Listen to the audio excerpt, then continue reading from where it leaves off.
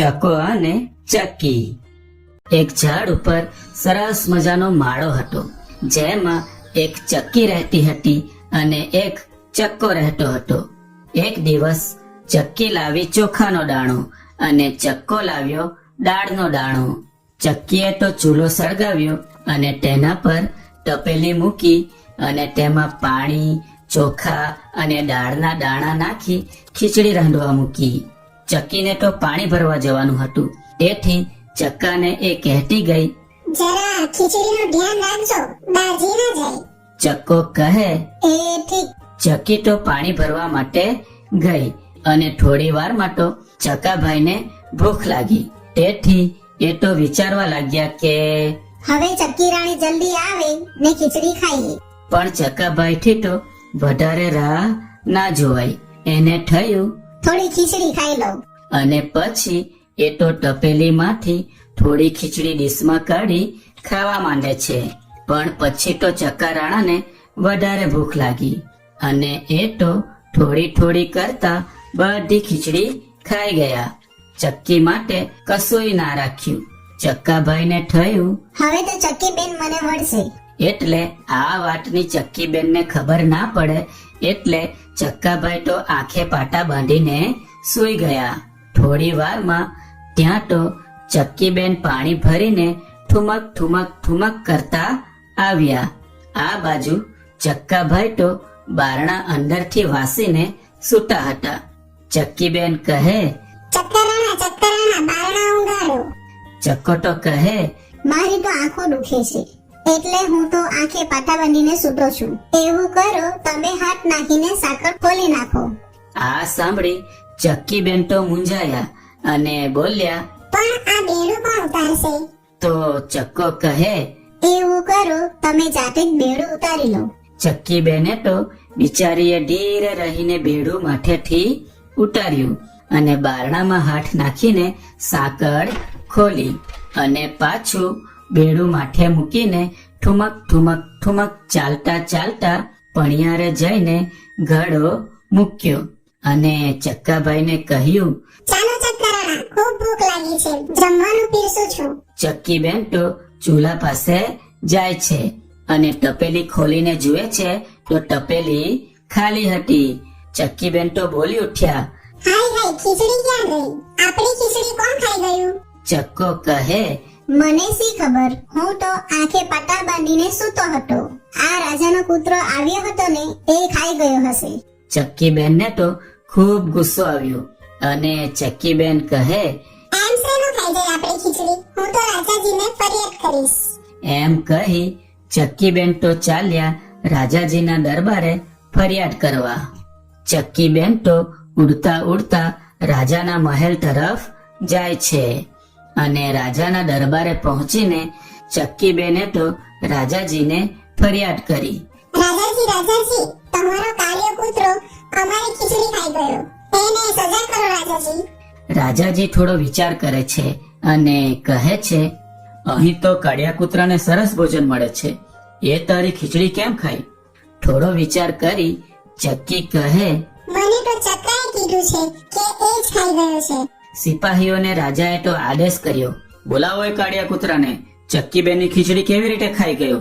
સિપાહીઓ તો કાળિયા કૂતરાને લેવા માટે જાય છે.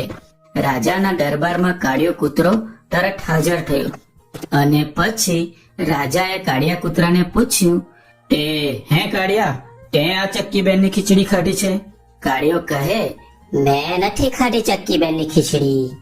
ચક્કો બધી ખીચડી ખાઈ ગયો હશે અને મારું નામ લે છે. ગુસ્સાથી લાલચોળ થઈ રાજાજીએ ફરી આદેશ આપ્યો, સિપાહીઓ બોલાવો ચક્કાને. સિપાહીઓ તો ઝડપથી જઈને ચક્કાને લઈ આવે છે. ચક્કાભાઈ તો બીતા બીતા આવ્યા. ગુસ્સાથી લાલચોળ થયેલા રાજાજીએ મોટા અવાજે પૂછ્યું, કેમ ચક્કા, તે આ ચક્કીબેનની ખીચડી ખાધી છે? બીતા બીતા ચક્કો કહે, ના રાજાજી, મેં ખીચડી નથી ખાધી. આ કાળિયા કૂતરાએ જ ખાધી હશે. રાજાજી તો ખીજાયા અને બોલ્યા, સિપાહીઓ આ બંનેના પેટ ચીરી નાખો, એટલે જેણે ખીચડી ખાધી હશે એના પેટમાંથી નીકળશે. સિપાહીઓ તો મ્યાનમાંથી તલવાર કાઢે છે. કાળિયો કૂતરો બોલ્યો, હા, ચીરો મારું પેટ, ખાટી હશે તો નીકળશે ને. ચક્કો તો ખીચડી ખાઈને બેઠો હતો એટલે બીકનો માર્યો ધ્રુજવા લાગ્યો અને ધ્રુજતા ધ્રુજતા બોલ્યો, ભાઈ સાહેબ મને માફ કરો, મારું પેટ ના ચીરશો, એ ખીચડી મેં જ ખાધી છે. આ સાંભળી રાજાજી તો ભારે ગુસ્સે થયા અને બોલ્યા, એક તો ખીચડી ખાઈ ગયો અને મારા કાળિયાનું નામ દીધું. રાજાએ હુકમ કર્યો, સિપાહીઓ લઈ જાઓ આ ચક્કાને અને કૂવામાં ઊંધો લટકાવો.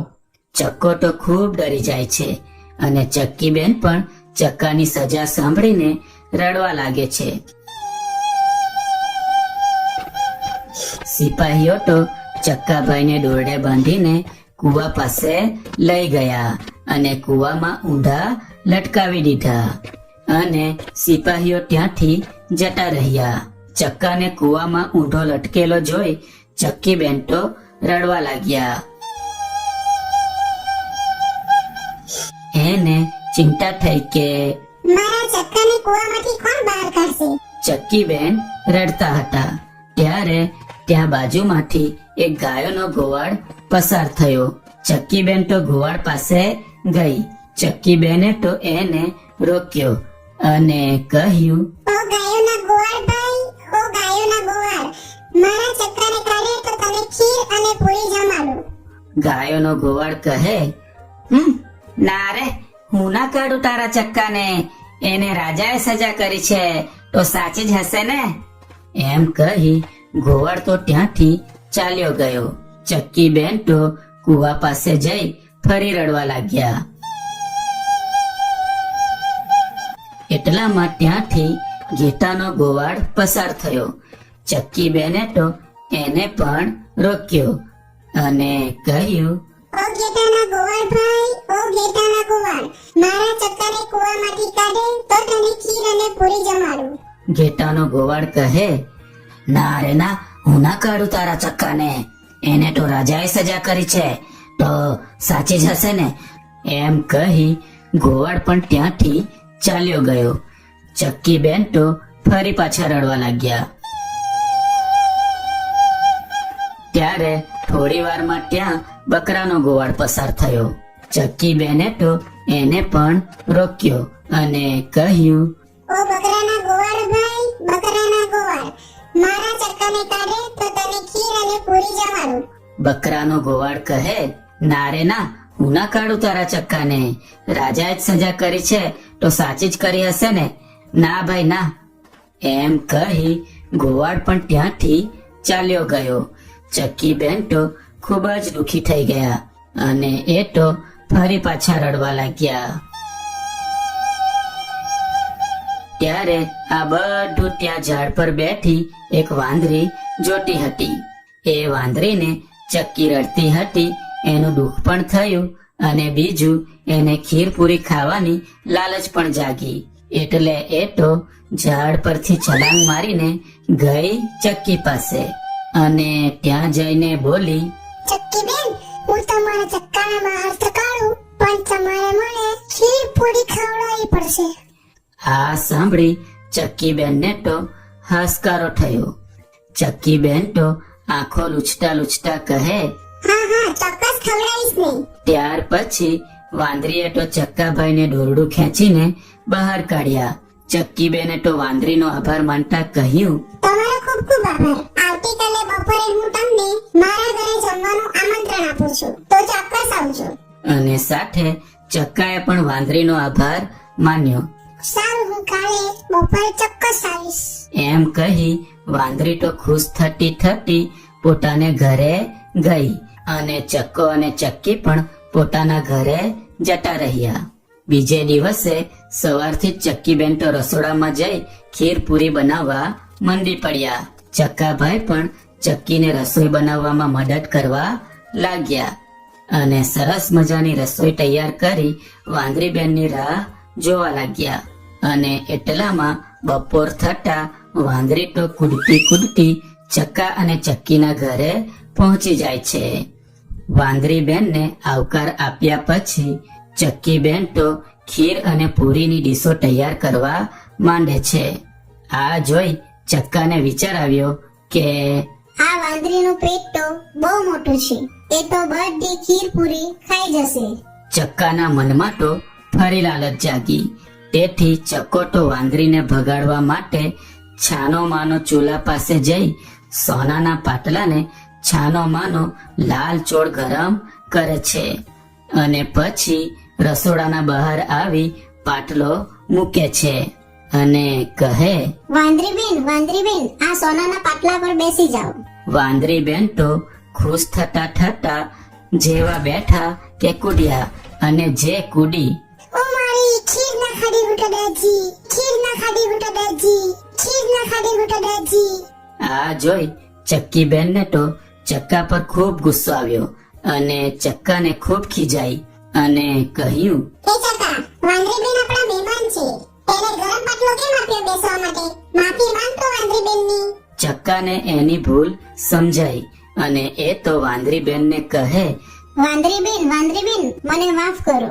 મારી ભૂલ થઈ ગઈ. હવે પછી હું આવી ભૂલ ક્યારે ના કરું. વાંદરી બેન કહે, વાંધો નહીં ચક્કાભાઈ, ભૂલ થઈ જાય. હું તમને માફ કરું છું. ચક્કી બેન કહે, સારું વાંદરીબેન, ચાલો તો આપણે જમી લઈએ. એમ કહી ચક્કી બેન તો સરસ મજાનું પાથરણું પાથરે છે અને ત્રણેય પાથરણા પર બેસી ખાધું પીધું ને મોજ કરી.